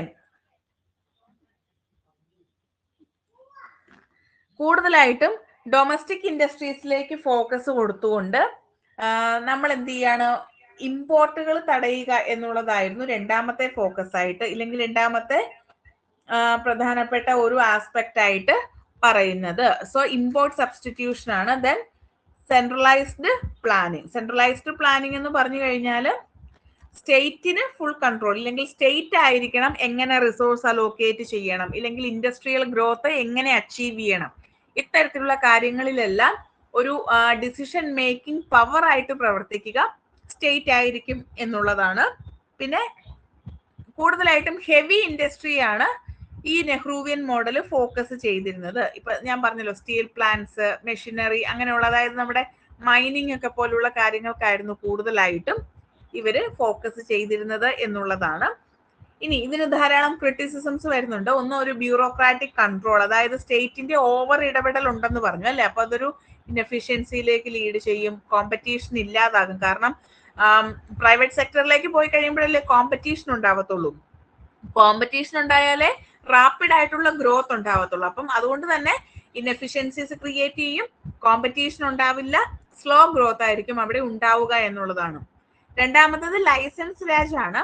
അതായത് ഏതൊരു ബിസിനസ് സ്റ്റാർട്ട് ചെയ്യണമെങ്കിലും അല്ലെങ്കിൽ എക്സ്പാൻഡ് ചെയ്യണമെങ്കിലും അവിടെ ഒരു ലൈസൻസ് സിസ്റ്റം ഉണ്ടായിരിക്കും. പക്ഷേ നമ്മുടെ ഉദ്യോഗസ്ഥ വൃന്ദത്തിന്റെ കാരണത്തിൽ ബ്യൂറോക്രാറ്റിക് സിസ്റ്റത്തിന്റെ പ്രത്യേകത എന്താ? എന്ത് കാര്യം ചെയ്തു കൊടുക്കണമെങ്കിലും അവരെന്ത് ചെയ്യും? കറപ്ഷൻ, ഇല്ലെങ്കിൽ എന്താണ്, പൈസ കിമ്പളമായിട്ട് കുറച്ച് ചോദിക്കും അല്ലെ. ഇല്ലെങ്കിൽ സ്പീഡി പ്രോസസ്സിലേക്ക് കൊണ്ടുപോകണമെങ്കിൽ നമ്മുടെ ആളുകൾ എന്ത് ചെയ്യും? കൈക്കൂലി വാങ്ങിക്കും അല്ലെ. പക്ഷെ അതൊരു ഇഷ്യൂയിലേക്ക്, അല്ലെങ്കിൽ അതൊരു ക്രിറ്റിസിസം ആയിട്ട് പറയാറുണ്ട്. ഈവൻ ഈ ഒരു കാലഘട്ടത്തിൽ പോലും കൈക്കൂലി വാങ്ങിക്കുന്നവരുണ്ട് അല്ലെ. നമ്മുടെ കാര്യങ്ങളൊക്കെ ഇല്ലെങ്കിൽ അവരെന്ത് ചെയ്യും? വെച്ച് വൈകിപ്പിക്കും അല്ലെ. അങ്ങനെ ഒരു ഇഷ്യൂ ഇല്ലേ ഇപ്പോഴും? അത്തരത്തിലൊരു ഇഷ്യൂ ഇപ്പോഴും ഇല്ലേ? ഇപ്പൊ ചെറിയ ചെറിയ ഡിപ്പാർട്ട്മെന്റുകളിലൊന്നും നമുക്ക് കാണാൻ സാധിക്കുന്നില്ലെങ്കിൽ ഈ റവന്യൂ ഡിപ്പാർട്ട്മെന്റ് ഒക്കെ പോലുള്ള ഡിപ്പാർട്ട്മെന്റുകളിൽ നമുക്ക് വളരെ ശക്തമായിട്ട് തന്നെ ഇന്നത്തെ കാലഘട്ടത്തിലും കാണാൻ സാധിക്കുന്നു. പത്രമൊക്കെ എടുത്ത് വായിച്ചു നോക്കുമ്പോൾ കൈക്കൂലി വാങ്ങിച്ചതിന്റെ പേരിൽ ഇന്നയാളെ അറസ്റ്റ് ചെയ്തിരിക്കുന്നു, ഇല്ലെങ്കിൽ ഇത്ര ഉദ്യോഗസ്ഥർ പിടിയിൽ എന്നൊക്കെ പറഞ്ഞ് നമുക്ക് ഇപ്പോഴും കാണാൻ സാധിക്കുന്നുണ്ട് അല്ലെ. സോ ഇത്തരത്തിലുള്ളൊരു കറപ്ഷന് വളരെയധികം ഒരു കാരണമാകുന്നുണ്ട് എന്നുള്ളതാണ്. ദെൻ അഗ്രികൾച്ചർ സെക്ടറിനെ അവഗണിക്കുന്നു എന്നുള്ളതായിരുന്നു മറ്റൊരു പ്രധാനപ്പെട്ട ക്രിറ്റിസിസം ആയിട്ട് വരുന്നത്. ഇന്ത്യയെ സംബന്ധിച്ചിടത്തോളം ഇന്ത്യ ഒരു അഗ്രേറിയൻ കൺട്രിയാണ്. മോർ ദാൻ 60% അഗ്രേറിയൻ സെക്ടറുമായി റിലേറ്റഡ് ആയിട്ടുള്ള ജോലികൾ ചെയ്യുന്നവരാണ്. അതുകൊണ്ട് തന്നെ ഇൻഡസ്ട്രിയലൈസേഷന് ഫോക്കസ് കൊടുക്കുന്ന സമയത്ത് എന്ത് ചെയ്യാൻ പാടില്ല? അഗ്രികൾച്ചർ സെക്ടറിനെ അണ്ടർ ഡെവലപ്ഡ് ആക്കി നിർത്താൻ പാടില്ല എന്നുള്ളതാണ്. അങ്ങനെ അണ്ടർ ഡെവലപ്ഡ് ആക്കി നിർത്തി കഴിഞ്ഞാൽ ഇവിടെ പോവർട്ടി എന്ത് ചെയ്യില്ല? പോവർട്ടി എപ്പോഴും പെർസിസ്റ്റന്റ് ആയിട്ട് നിലനിൽക്കും, ഇല്ലെങ്കിൽ കണ്ടിന്യൂസ് ആയിട്ടൊരു പോവർട്ടി ഇവിടെ ഉണ്ടാകും എന്നുള്ളതാണ്. ദെൻ സ്ലോ ഇക്കണോമിക് ഗ്രോത്ത് ആണ് ഉണ്ടാകുന്നത്. ഏകദേശം ഒരു 3.5% മാത്രമാണ് ഇക്കണോമിക് ഗ്രോത്ത് റേറ്റ് ഉള്ളത് എന്നുള്ളതാണ്. ഇപ്പോഴത്തെ ഗ്രോത്ത് റേറ്റ് എത്രയാണ്? ഇപ്പോഴത്തെ ഇന്ത്യയുടെ ഗ്രോത്ത് റേറ്റ് എത്രയാ? നിങ്ങൾക്ക് അറിയാവോ എന്ന് ഞാനൊന്ന് നോക്കട്ടെ. ഇപ്പോഴത്തെ കറന്റ് ഇന്ത്യയുടെ ഗ്രോത്ത് റേറ്റ് എത്ര? ഇക്കണോമിക് ഗ്രോത്ത് റേറ്റ് എത്രയാ?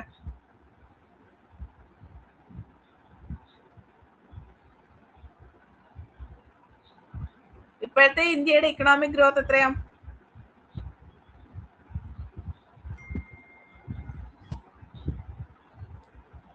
അറിയാവോ? ജസ്റ്റ് ഒന്ന് ഗസ് ചെയ്യാമോ? അറൗണ്ട് എത്ര ഉണ്ടായിരിക്കും എന്ന് പറയാൻ പറ്റുമോ? ഏതൊരു പെർസെന്റേജിലേക്ക് എത്തിയെന്ന് അറിയാമോ?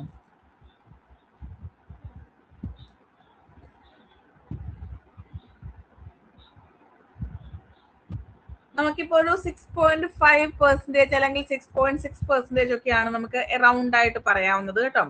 GDP ഗ്രോത്ത് റേറ്റ് ആയിട്ട് നമുക്ക് പറയാവുന്നത് അത്രയുമാണ് കേട്ടോ എന്നുള്ളത് ഓർത്ത് വെച്ചേക്കുക. ഓക്കെ, സോ നെഹ്റുവിയൻ മോഡലിന്റെ ക്രിറ്റിസിസം ക്ലിയർ ആയോ? നെഹ്റുവിയൻ മോഡൽ ക്ലിയർ ആയോ? നെഹ്റുവിയൻ മോഡൽ ക്ലിയർ ആയോ? ഓക്കെ, ഇനി നമ്മൾ പറയാൻ പോകുന്ന നെഹ്റുവിയൻ സോഷ്യലിസ്റ്റ് മോഡലും മാർക്കറ്റ് ഓറിയന്റഡ് മോഡലും തമ്മിലുള്ള ഒരു കമ്പാരിസൺ ആണ് കേട്ടോ.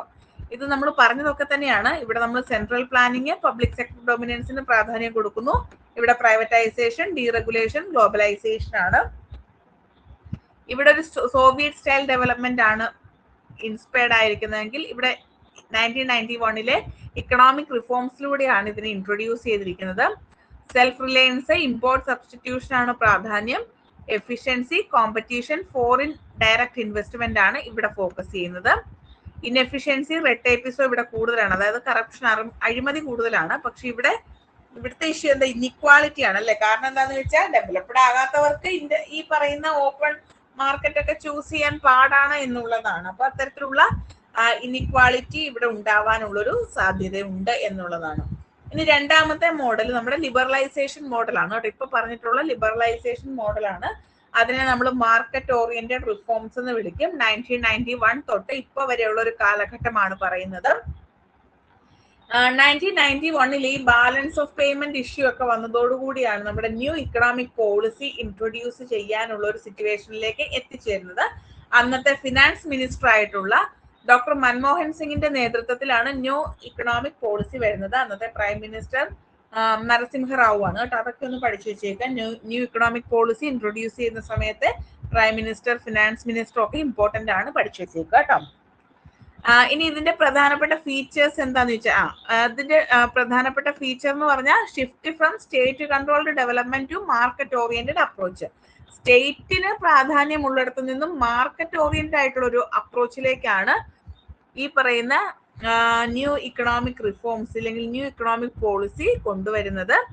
ആൻഡ് കീ ഫീച്ചേഴ്സ് എന്ന് പറഞ്ഞാൽ economic liberalisation, then privatisation, globalisation, reforms in agriculture. Reforms in agriculture എന്ന് പറയുമ്പോൾ നമ്മുടെ സബ്സിഡി ഒക്കെ ഇല്ലേ? സബ്സിഡി എന്ന് വെച്ചാൽ എന്താ? സബ്സിഡി എന്ന് വെച്ചാൽ എന്താ?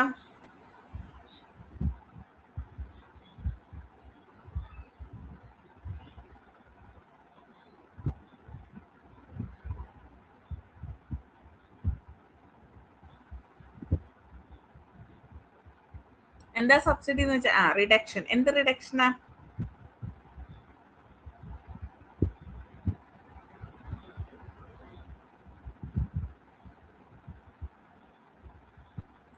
ഓക്കെ, അഗ്രികൾച്ചർ സെക്ടറിൽ വലിയൊരു റിഫോം കൊണ്ടുവന്നിട്ടുണ്ട് ഈ 1991 ഇക്കണോമിക് റിഫോംസിന്റെ ഭാഗമായിട്ട്.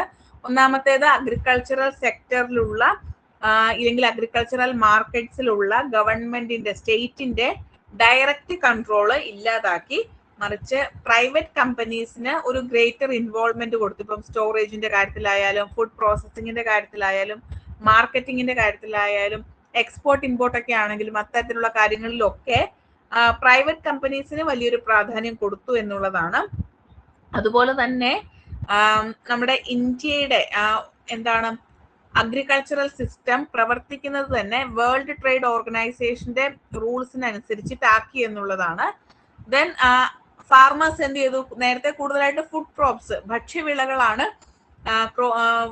കൃഷി ചെയ്തുകൊണ്ടിരുന്നത് എങ്കിൽ അതിൽ നിന്ന് മാറി ക്യാഷ് ക്രോപ്സിലേക്ക്, നാണ്യവിളകളിലേക്ക് മാറാൻ തുടങ്ങി. അതായത് കോട്ടൺ, അതുപോലെ sugarcane, tea, coffee, spices, horticulture, അങ്ങനെയുള്ള കാര്യങ്ങളിലേക്കൊക്കെ കൂടുതലായിട്ട് മാറി. അത് ഏറ്റവും ഇമ്പോർട്ടന്റ് ആയിട്ടുള്ള കാര്യം, അഗ്രികൾച്ചറിനെ ഒരു കൊമേഴ്ഷ്യലൈസ് ചെയ്തു എന്നുള്ളതാണ്. അതായത് വാണിജ്യവൽക്കരിച്ചു എന്നുള്ളതാണ്. കൂടുതലൊരു എന്താണ്, നമ്മൾ ക്യാഷ് ഇല്ല പ്രോഫിറ്റ് ഓറിയന്റഡ് ആക്കി അഗ്രികൾച്ചറിനെ മാറ്റി എന്നുള്ളതാണ്. പിന്നെ മറ്റൊരു പ്രധാനപ്പെട്ട റിഫോം എന്ന് പറഞ്ഞ MNCസിന്റെ ഇൻവോൾവ്മെന്റ് ആണ്. ഇപ്പം പലതരത്തിലുള്ള സീഡ് പ്രൊഡക്ഷനുമായിട്ട് ഇപ്പൊ ഹൈബ്രിഡ് സീഡ്സ്, ഇപ്പൊ നമ്മളിപ്പോ എങ്ങനെയാണ് പഴയ രീതിയിലുള്ള മാവ്, തെങ്ങൊക്കെയാണോ വാങ്ങിച്ചു വെക്കുന്നത് വീട്ടില്? നമ്മളിപ്പോ എങ്ങനെയാണ് കൃഷി ചെയ്യാൻ വേണ്ടി ഉപയോഗിക്കുന്നത്? പെട്ടെന്ന് കായ്ക്കുന്ന പ്ലാവ്, പെട്ടെന്ന് കായ്ക്കുന്ന തെങ്ങ്, പെട്ടെന്ന് കായ്ക്കുന്ന മാവ്, അതല്ലേ വാങ്ങിച്ചു വെക്കുന്നത്? ഹൈബ്രിഡ് ഇനങ്ങളല്ലേ വാങ്ങിച്ചു വെക്കുന്നത്? ഹൈബ്രിഡ് ഇനങ്ങളാണല്ലേ വാങ്ങിച്ചു വെക്കുന്നത്. എന്തുകൊണ്ടാണ് ആ ഒരു സിസ്റ്റത്തിലേക്ക് അല്ലെങ്കിൽ ആ ഒരു കൾച്ചറിലേക്ക് നമ്മൾ മാറുന്നത്? ഇല്ലെങ്കിൽ പണ്ടൊരു മാവ് വെക്കും, ഇല്ലെങ്കിൽ ഒരു പ്ലാവ് വെക്കും, വർഷങ്ങളോളം വെയിറ്റ് ചെയ്ത് കഴിയുമ്പോഴാണ് അതിൽ കായ്ഫലം ഉണ്ടാവുന്നത്, അല്ലേ?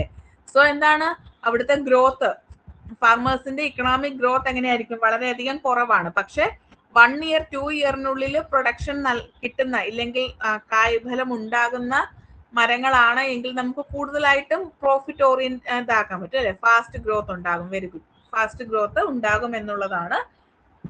പിന്നെ കോൺട്രാക്ട് ഫാമിംഗ് ഒക്കെ നമ്മൾ സ്റ്റാർട്ട് ചെയ്തു എന്നുള്ളതാണ്. പിന്നെ അഗ്രികൾച്ചറൽ ടെക്നോളജീസ് ഒക്കെ വളരെയധികം കൂടി. ഇപ്പൊ മെക്കനൈസേഷൻ, നേരത്തെ നിലമൊക്കെ ഉഴുന്ന ആരായിരുന്നു? കാളയായിരുന്നു അല്ലേ ഉഴുന്നുകൊണ്ടിരുന്നത്, അല്ലേ? അതുപോലെ എല്ലാ കാര്യങ്ങൾക്കും ഹ്യൂമൻ റിസോഴ്സ് അവിടെ ആവശ്യമായിരുന്നു. പക്ഷെ ഇപ്പൊ അങ്ങനെയാണ്, എല്ലാം മെഷീൻ റിസോഴ്സുകൾ ഉപയോഗിച്ചുകൊണ്ടല്ലേ ചെയ്യുന്നത്. എല്ലാം ഫാസ്റ്റ് ആക്കിയില്ലേ, ജോലികളെല്ലാം സിമ്പിൾ ആക്കിയില്ലേ? ഈവൻ ഇറിഗേഷൻ ഫെസിലിറ്റീസിൽ പോലും നമ്മൾ ഫാസ്റ്റർ ആയിട്ടുള്ള ടെക്നിക്സുകൾ യൂസ് ചെയ്യാൻ തുടങ്ങിയില്ലേ? ഡ്രിപ്പ് ഇറിഗേഷൻ ഒക്കെ പോലെയുള്ള സിസ്റ്റം ഒക്കെ ഉപയോഗിക്കാൻ തുടങ്ങി എന്നുള്ളതാണ്. അപ്പം അത്തരത്തിലുള്ള ഒരുപാട് റിഫോംസുകൾ അഗ്രികൾച്ചറൽ സെക്ടറിൽ കൊണ്ടുവന്നിട്ടുണ്ട് എന്നുള്ളതാണ്. പക്ഷെ ഇവിടെയും കുറെ ക്രിറ്റിസിസംസ് പറയാറുണ്ട്. ഒന്ന്, ഇൻഇക്വാളിറ്റി കൂടുന്നതിന് കാരണമായത്. കാരണം ഇന്ത്യയുടെ എല്ലാ മേഖലകളിലും ഇത്തരത്തിലുള്ള ഡെവലപ്മെന്റ് ഉണ്ടാക്കുന്നതിന് സാധിച്ചിട്ടില്ല എന്നുള്ളതാണ്. ദെൻ റൂറൽ ഏരിയാസിനെ നമ്മൾ നെഗ്ലക്ട് ചെയ്തു. ജോബ്ലെസ് ഗ്രോത്ത് ആണ്. അതായത് ഇക്കണോമിക് ഗ്രോത്ത് ഉണ്ടാകുന്നുണ്ട്, പക്ഷെ എല്ലാവർക്കും കൃത്യമായിട്ടുള്ള ജോലി ഉണ്ടാകുന്നുണ്ടോ? ഇല്ല. അതൊരു വലിയ ഇഷ്യൂ ആണ്. പിന്നെ എൻവയോൺമെന്റൽ ഡീഗ്രഡേഷൻ ഇത് കാരണമാകുന്നുണ്ട് എന്നുള്ളതാണ്. ഇനി നമ്മളിപ്പോ liberalisation model up to present വരെയാണ് പറഞ്ഞിരുന്നത് എങ്കിലും ഇതിനിടയിൽ ഒരു മോഡൽ വരുന്നുണ്ട്. അതിനെ നമ്മൾ ഇൻക്ലൂസീവ് ഗ്രോത്ത് മോഡൽ, അതായത് നമ്മുടെ മാർജിനലൈസ്ഡ് സെക്ഷൻസിന് കുറച്ചുകൂടി ഇമ്പോർട്ടൻസ് കൊടുക്കുന്ന ഒരു സെക്ഷനാണ് ഇൻക്ലൂസീവ് സെക്ഷൻ എന്ന് പറയുന്നത്. അപ്പൊ അവരെ ഫോക്കസ് ചെയ്തുകൊണ്ടുള്ള ഒരു ഗ്രോത്ത് മോഡൽ കൂടി നമ്മൾ പറയാറുണ്ട്. അതിന്റെ പീരീഡ് എന്ന് പറയുന്നത് 2000 തൊട്ട് ഈ പ്രസന്റ് കാലഘട്ടം തന്നെയാണ്. ഇക്കണോമിക് ഗ്രോത്തിലെ എല്ലാ സെക്ഷൻസ് ഓഫ് ദി സൊസൈറ്റിയും ഇൻക്ലൂഡ് ചെയ്യുക എന്നുള്ളതാണ്. അതിനകത്ത് വരുന്നത് ഇന്നലത്തെ ക്ലാസ്സിൽ നമ്മൾ ഡിസ്കസ് ചെയ്താണ്. Marginalised group, backward regions, poor communities, ഇവരെ എല്ലാരെയും ഉൾക്കൊള്ളിച്ചുകൊണ്ടുള്ളൊരു ഡെവലപ്മെന്റ് ആണ് ഇവിടെ ഉദ്ദേശിക്കുന്നത്. ആൻഡ് ഇതിന്റെ പ്രധാനപ്പെട്ട ഫീച്ചേഴ്സ് എന്ന് പറയുന്നത്, ഒന്ന് പോവർട്ടി അലീവിയേഷൻ, ദാരിദ്ര്യ നിർമ്മാർജ്ജനം ചെയ്യുക എന്നുള്ളത്. അത് എങ്ങനെയൊക്കെയാണ് നമ്മൾ പ്രധാനമായിട്ടും ചെയ്യുന്നത്? ഇപ്പം MGNREGA നിങ്ങൾ കേട്ടിട്ടില്ലേ? MGNREGA എന്താ? MGNREGA കേട്ടിട്ടുണ്ടോ? അങ്ങനെ പറഞ്ഞാൽ നിങ്ങൾക്ക് മനസ്സിലാവാൻ സാധ്യതയില്ല അല്ലെ? തൊഴിലുറപ്പ് പദ്ധതി എന്ന് കേട്ടിട്ടുണ്ടോ? തൊഴിലുറപ്പ് പദ്ധതിയൊക്കെ എന്തിനാ കൊണ്ടുവന്നിട്ടുള്ളത്? സാധാരണക്കാരായിട്ടുള്ള ആളുകൾക്ക് പോവർട്ടി അലീവിയേഷന് വേണ്ടിയിട്ട് 100 ദിവസം നിർബന്ധമായിട്ടും, ഇല്ലെങ്കിൽ തുടരെ മീൻസ് വർഷത്തിൽ 100 ദിവസം ഉറപ്പായും ജോലി നൽകുന്ന ഒരു സ്കീമാണ് അല്ലെ Mahatma Gandhi national rural employment guarantee act എന്ന് പറയുന്നത്. അതുപോലെ തന്നെ national rural livelihood mission, right to food act, ഇതിന്റെയൊക്കെ ഭാഗമായിട്ട് ഇപ്പൊ മിഡ് ഡേ മീൽ സ്കീം, സ്കൂളുകളിൽ കുട്ടികൾക്ക് ഉച്ചക്കഞ്ഞി കൊടുക്കുന്ന പരിപാടിയൊക്കെ ഉണ്ടല്ലോ. അപ്പൊ അങ്ങനെയുള്ള ഒരുപാട് വെൽഫെയർ സ്കീംസുകൾ ഈ പോവർട്ടി അലീവിയേഷന്റെ ഭാഗമായിട്ട് കൊണ്ടുവന്നിട്ടുണ്ട്. ദെൻ മാർജിനലൈസ്ഡ് ഗ്രൂപ്പിന്റെ എംപവർമെന്റിന് വേണ്ടിയിട്ട് കൂടുതൽ വെൽഫെയർ സ്കീംസുകൾ കൊണ്ടുവന്നിട്ടുണ്ട്. ഫോർ എക്സാമ്പിൾ ആയിട്ട് നമ്മുടെ കോൺസ്റ്റിറ്റ്യൂഷനിൽ തന്നെ എന്ത് ചെയ്യുന്നുണ്ട്? റിസർവേഷൻ സിസ്റ്റംസ് പറയുന്നുണ്ട് അല്ലെ? റിസർവേഷൻസ് SC കമ്മ്യൂണിറ്റിക്ക്, ST കമ്മ്യൂണിറ്റിക്ക്, OBCക്ക് ഒക്കെ റിസർവേഷൻ കൊടുക്കുന്നുണ്ട്. അത് എംപ്ലോയ്മെന്റിന്റെ കാര്യത്തിലാണെങ്കിലും എഡ്യൂക്കേഷന്റെ കാര്യത്തിലാണെങ്കിലും പൊളിറ്റിക്കൽ റെപ്രസെന്റേഷന്റെ കാര്യത്തിലും ഒക്കെ റിസർവേഷൻ കൊടുക്കുന്നുണ്ട്. എന്തിനാണ് ഇത്തരത്തിലുള്ള റിസർവേഷൻ കൊടുക്കുന്നത്? ഇത്തരത്തിൽ മാർജിനലൈസ്ഡ് ആയിട്ട് നിലകൊള്ളുന്ന ആളുകളെ സമൂഹത്തിന്റെ മുഖ്യധാരയിലേക്ക് കൊണ്ടുവരിക എന്നുള്ള ഒരു ലക്ഷ്യമാണ് അല്ലെ. അപ്പോ അങ്ങനെ എംപവർമെന്റ് ഓഫ് മാർജിനലൈസ്ഡ് ഗ്രൂപ്പ് ഈ ഒരു മോഡലിന്റെ പ്രത്യേകതയാണ്. ദെൻ സോഷ്യൽ ഇൻഫ്രാസ്ട്രക്ചർ ഇംപ്രൂവ് ചെയ്യുക, ഹെൽത്ത് കെയർ, സാനിറ്റേഷൻ ഫെസിലിറ്റീസ്, അതുപോലെ തന്നെ സ്റ്റാൻഡേർഡ് ഓഫ് ലിവിങ് കൂട്ടുക, എഡ്യൂക്കേഷൻ കൂട്ടുക, ഇതൊക്കെ ഈ ഒരു മോഡലിന്റെ പ്രത്യേകതയായിട്ട് നമുക്ക് പറയാവുന്നതാണ്. ഇനി സസ്റ്റൈനബിൾ ഗ്രോത്ത് പറയുന്നുണ്ട്, അതായത് എൻവയോൺമെന്റൽ സസ്റ്റൈനബിലിറ്റി ഉണ്ടാക്കണം എന്നുള്ളതാണ്. പക്ഷെ ഇവിടെയും കുറെ ക്രിറ്റിസിസംസ് വരുന്നുണ്ട്. ഒന്ന് ഇംപ്ലിമെന്റേഷൻ ഇഷ്യൂസ് ആണ്. അതായത് ഇത്തരത്തിൽ സ്കീംസ് ഒക്കെ കൊണ്ടുവരുന്നുണ്ടെങ്കിലും എല്ലാ സ്കീംസും വളരെ അതിശക്തമായിട്ട് നമുക്ക് പ്രാബല്യത്തിൽ കൊണ്ടുവരാൻ സാധിച്ചിട്ടില്ല. അതിന്റെ പ്രധാനപ്പെട്ട കാര്യം ഈ പറയുന്ന പോലെ ബ്യൂറോക്രാറ്റിക് ഇൻഎഫിഷ്യൻസീസ്, അല്ലെങ്കിൽ പുവർ ഗവേണൻസ്, കറപ്ഷൻ ഒക്കെ തന്നെയാണ്. അപ്പോൾ കൃത്യമായിട്ടൊരു ഇംപ്ലിമെന്റേഷൻ ഇത്തരത്തിലുള്ള സ്കീംസിന് സാധിച്ചിട്ടില്ല എന്നുള്ളതാണ്. Then dependency on government hand outs, അതായത് ഏതൊരു വെൽഫെയർ പ്രോഗ്രാം കൊണ്ടുവരണമെങ്കിലും അവിടെ എന്താണ് ഈ പറയുന്നത് പോലെ തന്നെ ഒരു ഗവൺമെന്റിനെ ആശ്രയിക്കേണ്ട ഒരു അവസ്ഥയിലേക്ക് വരാറുണ്ട്. പിന്നെ ഇംപ്രൂവ്മെന്റ് വളരെ സ്ലോ പേസിലാണ്, വളരെ സ്പീഡ് കുറഞ്ഞാണ് എന്നൊക്കെ ഉള്ളത് വലിയൊരു ഇഷ്യൂ ആണ്. ദെൻ നാലാമത്തെ ഒരു മോഡൽ എന്ന് പറയുന്നത് നിയോ ലിബറൽ മോഡലാണ്. അതിനെ നമ്മൾ മാർക്കറ്റ് ഫണ്ടമെന്റലിസം എന്ന് വിളിക്കും. 1990 തൊട്ട് പ്രസന്റ് തന്നെയാണ്, പോസ്റ്റ് ലിബറലൈസേഷൻ തന്നെയാണ് നമ്മൾ പറയുന്നത്. ഇവിടെയും എങ്ങനെയാണ് ഫ്രീ മാർക്കറ്റിന് പ്രാധാന്യം കൊടുക്കുന്നതാണ്, മിനിമൽ സ്റ്റേറ്റ് ഇന്റർവെൻഷൻ ആണ് ഇവിടെ പറയുന്നത്. ബാക്കി നമ്മൾ പറഞ്ഞതൊക്കെ തന്നെയാണ് അതിനകത്ത് വരുന്നത്. അതായത് ലിബറലൈസേഷന്റെ അതേ പെർസ്പെക്റ്റീവ് തന്നെയാണ് കേട്ടോ വരുന്നത്. ഇനി വരുന്നത് സസ്റ്റൈനബിൾ ഡെവലപ്മെന്റ് മോഡലാണ്, ന്യൂ ജനറേഷൻ മോഡലാണ് അല്ലെ. 21st സെഞ്ചുറിയുടെ ഒരു പ്രധാനപ്പെട്ട കൺസേൺ ആണ് സസ്റ്റൈനബിൾ ഡെവലപ്മെന്റ് മോഡൽ എന്ന് പറയുന്നത്. ഇത്രയേ ഉള്ളൂ. ഇക്കണോമിക് ഗ്രോത്ത് വേണം, ഒപ്പം തന്നെ എന്ത് ചെയ്യണം, നമ്മുടെ നാച്ചുറൽ റിസോഴ്സസ് റെസ്പോൺസിബിൾ ആയിട്ട് യൂസ് ചെയ്യുക, എൻവയോൺമെന്റൽ പ്രൊട്ടക്ഷൻ ഉറപ്പാക്കുക, സോഷ്യൽ വെൽബീയിങ് ഉണ്ടാക്കുക. ഇതിനെയൊക്കെ ഒരുപോലെ ഒരു ഇക്വിലിബ്രിയം പോയിന്റിലായിരിക്കണം ഡെവലപ്മെന്റ് വേണ്ടത് എന്നുള്ളതാണ് ഈ ഒരു മോഡലിന്റെ പ്രത്യേകത എന്ന് പറയുന്നത്. എൻവയോൺമെന്റൽ protection, equitable growth, green technologies, climate resilience ഒക്കെയാണ് ഈ ഒരു ഫേസിന്റെ ഫീച്ചേഴ്സ് ആയിട്ട് പറയുക. പക്ഷെ ഇവിടെ ക്രിറ്റിസിസം ഉണ്ട്, ഹൈ ഇനീഷ്യൽ കോസ്റ്റ് ആണ് അല്ലെ. ഇപ്പൊ നമ്മള് ഗ്രീൻ ഹൗസ് എന്നൊക്കെ പറഞ്ഞ് കേട്ടിട്ടില്ലേ? ഗ്രീൻ ഹൗസ് എന്നൊക്കെ കേട്ടിട്ടുണ്ടോ? മറ്റേ ഗ്രീൻ ഹൗസ് ഇഫക്റ്റ് അല്ല, ഗ്രീൻ ഹൗസ് എന്ന് പറഞ്ഞ് കേട്ടിട്ടുണ്ടോ? നമ്മൾ ഈ ഓർഗാനിക് ഫാമിംഗ് ഒക്കെ ആയിട്ട് റിലേറ്റഡ് ആയിട്ടുള്ള ഒരു സാധനം, ഒരു കവറപ്പ് ഒക്കെ ചെയ്ത് വെച്ചിട്ടുള്ളൊരു കാര്യം. അപ്പൊ അങ്ങനെയുള്ള സിസ്റ്റംസ് ഒക്കെ ഉണ്ടാക്കുന്ന സമയത്ത് നമുക്ക് വലിയ കോസ്റ്റ് ഉണ്ടാവുന്നുണ്ട്, എക്സ്പെൻസീവ് ആവുന്നുണ്ട് അല്ലെ. അതുപോലെ ബാലൻസിങ് ഡെവലപ്മെന്റ് ആൻഡ് എൻവയോൺമെന്റിനെ സസ്റ്റെയിൻ ചെയ്തുകൊണ്ട് ഡെവലപ്മെന്റ് ഉണ്ടാക്കിയെടുക്കുക എന്ന് പറയുന്നത് ഇത്തിരി ബുദ്ധിമുട്ട് തന്നെയാണ് അല്ലെ. കാരണം പാടം നിരത്താതെയും അല്ലെങ്കിൽ കുന്നും മലയൊന്നും ഇടിച്ചു നിരപ്പാക്കാതെ നമുക്ക് കൺസ്ട്രക്ഷൻസ് ഒക്കെ ചെയ്യാൻ കുറച്ച് ബുദ്ധിമുട്ടാണ് അല്ലെ. കാരണം കേരളം അല്ലെങ്കിൽ ഇന്ത്യ എന്നൊക്കെ പറയുന്നത് കുറച്ച് ഹില്ലി റീജിയൻ ആണ് അല്ലെ. വെസ്റ്റേൺ ഗട്ട്സ് ഒക്കെ പോലുള്ള വെസ്റ്റേൺ ഗട്ട്സ്, ഈസ്റ്റേൺ ഗട്ട്സും പ്ലേറ്റ്യൂസും അങ്ങനെ ധാരാളം ജിയോഗ്രഫിക്കൽ ഡൈവേഴ്സിറ്റി ഉള്ള ഒരു രാജ്യമായ ഇന്ത്യ പോലെ നമ്മുടെ ഇവിടെ എൻവയോൺമെന്റിനെ പ്രൊട്ടക്ട് ചെയ്തുകൊണ്ട് ഡെവലപ്മെന്റ് ഉണ്ടാക്കിയെടുക്കുക എന്ന് പറയുന്നത് ഇത്തിരി ബുദ്ധിമുട്ടാണ് അല്ലെ. അത് വലിയൊരു പ്രശ്നമായിട്ട് നിലകൊള്ളാറുണ്ട് എന്നുള്ളതാണ്. സോ ഇതൊക്കെ നിങ്ങൾ വായിച്ചു നോക്കുക. ബാക്കി ഈ ഭാഗങ്ങളൊക്കെ വായിച്ചു നോക്കിയാൽ മതി. നമ്മൾ പറഞ്ഞതൊക്കെ തന്നെ ഒന്നുകൂടി ആ ഒരു പെർസ്പെക്റ്റീവിൽ പറഞ്ഞിട്ടുണ്ട് എന്നുള്ളേ. ഓക്കെ, ഇത് നോക്കിക്കോളൂ. Recent trends of liberalisation of Indian economy. അതായത് ഓരോ സെക്ടറിലും എന്തൊക്കെയാണ് റീസെന്റ് ട്രെൻഡ്സ് എന്ന് പറയുന്നത്. ഒന്ന്, ഈസിങ് ഓഫ് ലൈസൻസിങ് നോംസ്. അതായത് പണ്ടത്തേതിനേക്കാളും നമുക്ക് ലൈസൻസ് ഒക്കെ വളരെയധികം പെട്ടെന്ന് തന്നെ നമുക്ക് കിട്ടും. പല മേഖലകളും എന്താണ് ഡീ ലൈസൻസ്ഡ് ആക്കി എന്നുള്ളതാണ്. അപ്പൊ ഡിഫൻസ്, ആറ്റമിക് എനർജി ഒക്കെ പോലുള്ള ഹെവി ഇൻഡസ്ട്രീസ് ഒക്കെ ഒഴികെ ബാക്കി മോസ്റ്റ് ഓഫ് ദി ഇൻഡസ്ട്രീസ് എങ്ങനെ ഡീ ലൈസൻസ്ഡ് ആക്കി.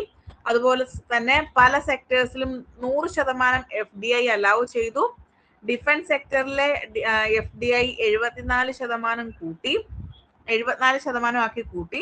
പിന്നെ പല PSUസിലും എന്താണ് ഡിസ്ഇൻവെസ്റ്റ്മെന്റ്, അതായത് പ്രൈവറ്റ് സെക്ടറിന്റെ ഇൻവോൾവ്മെന്റ് വന്നു. അതുപോലെ പ്രൊഡക്ഷൻ ലിങ്ക്ഡ് ഇൻസെന്റീവ് സ്കീംസുകളൊക്കെ കൊണ്ടുവന്നു. അഗ്രികൾച്ചറൽ സെക്ടറിൽ ഒരുപാട് റിഫോംസുകൾ കൊണ്ടുവന്നു അല്ലെ. ഞാനിപ്പോ കുറെ കാര്യങ്ങൾ പറഞ്ഞിട്ടുണ്ടായിരുന്നില്ലേ. അത്തരത്തിലുള്ള ഒരുപാട് അഗ്രികൾച്ചറൽ റിഫോംസുകൾ കൊണ്ടുവന്നു, ബാങ്കുകളൊക്കെ പ്രൈവറ്റൈസ് ചെയ്തു, അതുപോലെ പല പല പബ്ലിക് സെക്ടർ ബാങ്കിങ്ങുകളും എന്ത് ചെയ്തു, മെർജ് ചെയ്തിട്ടുണ്ട്. ഇപ്പൊ നിങ്ങൾ SBT SBI ഒക്കെ ആയിട്ട് മെർജ് ചെയ്തൊക്കെ നിങ്ങൾ കേട്ടിട്ടുണ്ടാവുമല്ലോ. പല ബാങ്കുകളും എന്താ പ്രൈവറ്റൈസ് ചെയ്തു, ഇല്ലെങ്കിൽ പല ബാങ്കുകളും മറ്റേതുമായിട്ട് നാഷണലൈസ് ചെയ്തു എന്നൊക്കെ പറഞ്ഞിട്ട് നമ്മൾ കുറെ കാര്യങ്ങൾ കേൾക്കുന്നത് പോലെ, നാഷണലൈസ് ചെയ്തെന്ന് കേൾക്കുന്നത് പോലെ തന്നെ പല ബാങ്കുകളും പ്രൈവറ്റൈസ് ചെയ്തു. ഇപ്പൊ നമുക്ക് ധാരാളം പ്രൈവറ്റ് ബാങ്കുകൾ കാണാൻ സാധിക്കില്ലേ? ആദ്യ കാലഘട്ടങ്ങളിൽ ഇത്രയും പ്രൈവറ്റ് ബാങ്കുകൾ ഉണ്ടായിരുന്നു ഇവിടെ. പണ്ട് നമ്മൾ പറയുന്ന ബാങ്കുകൾ ഏതാ? ഒന്നെങ്കിൽ SBI അല്ലെങ്കിൽ SBT. ഇതിൽ കൂടുതൽ ഒരു ബാങ്കിന്റെ പേര് നമ്മൾ കേൾക്കാറുണ്ടായിരുന്നു. ഒരു 2000 മുന്നേ ഉള്ള കാര്യമാണ് കേട്ടോ ഞാൻ പറയുന്നത്. അതിനു മുന്നേ ഇതുപോലെ ലാർജ് നമ്പർ ഓഫ് ബാങ്ക്സുകൾ നമ്മൾ കേൾക്കുന്നുണ്ടാവും. എല്ലാവർക്കും അക്കൗണ്ട് ഒന്നെങ്കിൽ SBTയിൽ ഉണ്ടാവും അല്ലെങ്കിൽ SBIയിൽ ഉണ്ടാവുമായിരിക്കും അല്ലേ? പക്ഷെ ഇപ്പോഴത്തെ സിറ്റുവേഷൻ അങ്ങനെയാണോ? ഇപ്പൊ ധാരാളം ബാങ്കുകൾ ഉണ്ടല്ലേ. Federal bank, south Indian bank, Punjab national bank, ഇല്ലെങ്കിൽ ICICI, HDFC എന്നൊക്കെ പറഞ്ഞിട്ട് ധാരാളം പ്രൈവറ്റ് സെക്ടർ ബാങ്കുകൾ നമുക്ക് കാണാൻ സാധിക്കുന്നുണ്ട് അല്ലേ. അപ്പൊ അത്തരത്തിൽ ബാങ്കുകൾ ഒരുപാട് സ്റ്റാർട്ട് ചെയ്തിട്ടുണ്ട് എന്നുള്ളത്. പിന്നെ ഡിജിറ്റൽ സിസ്റ്റംസിന്റെ ഇൻട്രൊഡക്ഷൻ വലിയൊരു ചേഞ്ച് വരുത്തുന്നതിന് കാരണമായിട്ടുണ്ട് എന്നുള്ളതാണ്. പബ്ലിക് പ്രൈവറ്റ് പാർട്ട്ണർഷിപ്പുകൾ കൂട്ടി, പ്രധാനമായിട്ടും ഹൈവേസ്, എയർപോർട്ട്, മെട്രോ റെയിൽ ഇങ്ങനെയുള്ള കാര്യങ്ങളിലൊക്കെ പബ്ലിക് പ്രൈവറ്റ് പാർട്ട്ണർഷിപ്പുകൾ കൂട്ടി. അതുപോലെ തന്നെ നാഷണൽ മോണിറ്റൈസേഷൻ പൈപ്പ് ലൈൻസുകൾ വന്നു. ഇങ്ങനെയുള്ള ഒരുപാട് ഡെവലപ്മെന്റൽ സിസ്റ്റംസ് ഇവിടെ വന്നിട്ടുണ്ട് എന്നുള്ളതാണ്. സോ അതൊക്കെ ഒന്ന് വായിച്ചു നോക്കുക. ഇനിയുള്ളത് ഗവേണൻസ് ആണ്. ഗവേണൻസ് ഓൾറെഡി നമ്മൾ പബ്ലിക് അഡ്മിനിസ്ട്രേഷനിൽ പറഞ്ഞതാണ്, എന്നാലും ഒന്നുകൂടി പറയാം. ICTയുടെ ഉപയോഗം നമ്മൾ എല്ലാ കാര്യത്തിലും, അതായത് അഡ്മിനിസ്ട്രേഷന്റെ കാര്യത്തിൽ അല്ലെങ്കിൽ ഗവൺമെന്റൽ സിസ്റ്റത്തിന്റെ കാര്യത്തിൽ ഇൻഫർമേഷൻ ആൻഡ് കമ്മ്യൂണിക്കേഷൻ ടെക്നോളജി വളരെ ശക്തമായിട്ട് ഉപയോഗിക്കാൻ തുടങ്ങി എന്നുള്ളതാണ്. എന്തിനാണ്? ഒന്ന് ട്രാൻസ്പെറൻസി ഉറപ്പാക്കുക, എഫിഷ്യൻസി കൂട്ടുക, സ്പീഡി പ്രോസസ്സിലേക്ക് കൊണ്ടുവരിക, അക്കൗണ്ടബിലിറ്റി കൂട്ടുക, സിറ്റിസൺ സെൻട്രിക് ആയിട്ട് സർവീസസിനെ മാറ്റുക എന്നുള്ളതൊക്കെയാണ് ഈ ഗവേണൻസിന്റെ ലക്ഷ്യമായിട്ട് നമ്മൾ പറയുന്നത്. എല്ലാ കാര്യത്തിലും ഇപ്പം പണ്ടത്തെ പോലെ ഒരുപാട് പേപ്പേഴ്സ് നമുക്ക് ആവശ്യമില്ല അല്ലെ. പേപ്പർലെസ് ആയിട്ടുള്ള ഒരു അഡ്മിനിസ്ട്രേറ്റീവ് സിസ്റ്റം ആണ് ഇപ്പൊ നമ്മുടെ ഇന്ത്യ ഫോളോ ചെയ്യുന്നത് അല്ലെ. എല്ലാ കാര്യങ്ങളും, അതായത് നമ്മൾ ഏറ്റവും ഫസ്റ്റ് തുടങ്ങിയ കാര്യങ്ങൾ മുതൽ നമുക്ക് ഒരൊറ്റ ക്ലിക്കിലൂടെ മനസ്സിലാക്കാൻ സാധിക്കുന്നു എന്നുള്ളതാണ് അല്ലെ. നമ്മൾ എന്തൊക്കെ ചെയ്തു, എന്തൊക്കെ ചെയ്തില്ല, ഏതൊക്കെ ഫയലുകൾ കൊണ്ടുവന്നു, ഏതൊക്കെ പേപ്പേഴ്സ് സബ്മിറ്റ് ചെയ്തിട്ടുണ്ട്, അങ്ങനെയുള്ള എല്ലാ ഡീറ്റെയിൽസും നമുക്ക് ഒരൊറ്റ ക്ലിക്കിലൂടെ കിട്ടും. അപ്പൊ ഇതുവഴി നമുക്ക് എന്താ കറപ്ഷൻ കുറയ്ക്കാൻ സാധിക്കും, ഇല്ലെങ്കിൽ മാൽ പ്രാക്ടീസസ് ഒഴിവാക്കുന്നതിന് ഇത് സഹായിക്കും എന്നുള്ളതാണ് അല്ലെ. പിന്നെ പലതരത്തിലുള്ള സർവീസ് ഡെലിവറീസ് ഉണ്ട്. ഗവൺമെന്റ് ടു സിറ്റിസൺ ഉണ്ട്, ഗവൺമെന്റ് ടു ബിസിനസ് ഉണ്ട്, ഗവൺമെന്റ് ടു ഗവൺമെന്റ് ഉണ്ട്. ഇതൊക്കെ നിങ്ങൾക്ക് അറിയാമായിരിക്കും അല്ലെ. ഞാൻ ആദ്യമേ പറഞ്ഞതുപോലെ തന്നെ ഇപ്പൊ നമുക്ക് ഡിജി ലോക്കർ ഒക്കെ സംവിധാനങ്ങളൊക്കെ അവൈലബിൾ ആണ്. അതുപോലെ എല്ലാ കാര്യങ്ങളും നമുക്ക് ഇപ്പൊ ഓൺലൈൻ വീട്ടിലിരുന്നുകൊണ്ട് തന്നെ ചെയ്യാം അല്ലെ. ഇപ്പൊ എല്ലാ കാര്യങ്ങളും, ഓൾമോസ്റ്റ് എല്ലാ കാര്യങ്ങളും വീട്ടിലിരുന്നുകൊണ്ട് തന്നെ ചെയ്യാം അല്ലെ. ഈവൻ ടാക്സ് ഫയലിംഗ് വരെ നമുക്ക് ഇന്ന് ചെയ്യാൻ പറ്റും. സോ അത്തരത്തിലെല്ലാം നമ്മുടെ കൈയെത്തും ദൂരത്തിലേക്ക് ആക്കുന്നതിന് ഈ ഒരു ഗവേണൻസ് സിസ്റ്റം സഹായിച്ചിട്ടുണ്ട് എന്നുള്ളതാണ്. അതിനു വേണ്ടിയിട്ട് ധാരാളം ആപ്ലിക്കേഷൻസ് ഒക്കെ കൊണ്ടുവരുന്നുണ്ട്. ഇപ്പൊ digital India missions, UMANG app, ഇത് ഉമാങ് ആപ്പ് ഒക്കെ നിങ്ങൾ കേട്ടിട്ടില്ലേ. പിന്നെ ആധാർ, അതുപോലെ national governance plan, Bharat net, DigiLocker, hospital, codes, ഇങ്ങനെയുള്ളതെല്ലാം ഇത്തരത്തിൽ ICTയുടെ ഇൻവോൾവ്മെന്റ് കൂട്ടി അഡ്മിനിസ്ട്രേഷൻ സുതാര്യമാക്കുന്നതിന് വേണ്ടിയിട്ട് കൊണ്ടുവന്നിട്ടുള്ള പ്രോഗ്രാമുകളാണ് എന്നുള്ളത് ഓർത്തു വെച്ചേക്കുക. പിന്നെ എല്ലാം തന്നെ ബയോമെട്രിക് ആണ് അല്ലെ. ഇപ്പം നമ്മളാണ് എന്ന് പറഞ്ഞുകൊണ്ട് മറ്റൊരാൾക്ക് ഇപ്പം നമ്മുടെ കാര്യങ്ങളൊന്നും ആക്സസ് ചെയ്യാൻ പറ്റത്തില്ല അല്ലെ. കാരണം ഇതെല്ലാം ബയോമെട്രിക് ആയിട്ടുള്ള ഒതന്റിഫിക്കേഷൻ ആണ് കൊടുക്കുന്നത് അല്ലെ. അങ്ങനെ കൊടുക്കുന്നത് കൊണ്ട് തന്നെ നമ്മുടെ കൈ, തള്ളവിരലുകളുടെ ബയോമെട്രിക്സ്, പിന്നെ നമ്മുടെ കണ്ണിന്റെ സ്കാനിങ്ങും ഒക്കെ നമ്മൾ ചെയ്തിട്ടുണ്ട് അല്ലെ. ഈവൻ നമ്മുടെ ആധാർ എടുക്കുന്ന സമയത്തൊക്കെ നമ്മൾ ചെയ്തിട്ടില്ലേ. അപ്പൊ അത്തരത്തിലുള്ള എന്താണ് സിസ്റ്റം കൊണ്ടുവരുന്നത് വഴി ധാരാളം സുതാര്യത അല്ലെങ്കിൽ ട്രാൻസ്പെറൻസി അഡ്മിനിസ്ട്രേഷനിൽ കൊണ്ടുവരാം എന്നുള്ളതാണ്.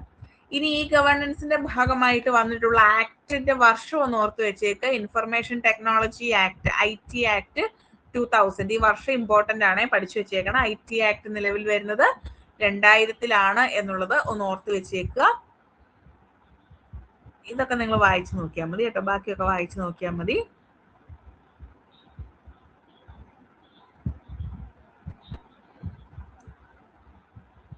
ഈ ഒരു ആക്ട് പഠിച്ചു വെക്കണേ. Digital personal data protection act 2023 അത് ഒന്ന് പഠിച്ചു വെച്ചേക്കണം കേട്ടോ. അതായത് നമ്മുടെ പേഴ്സണൽ ഡേറ്റ പ്രൊട്ടക്ഷൻ നടത്തുന്നതുമായി ബന്ധപ്പെട്ടിട്ട് സൈബർ സെക്യൂരിറ്റിയുമായി ബന്ധപ്പെട്ടിട്ടുള്ള ഒരു ആക്ട് ആണ് digital personal data protection act 2023 എന്നുള്ളത്.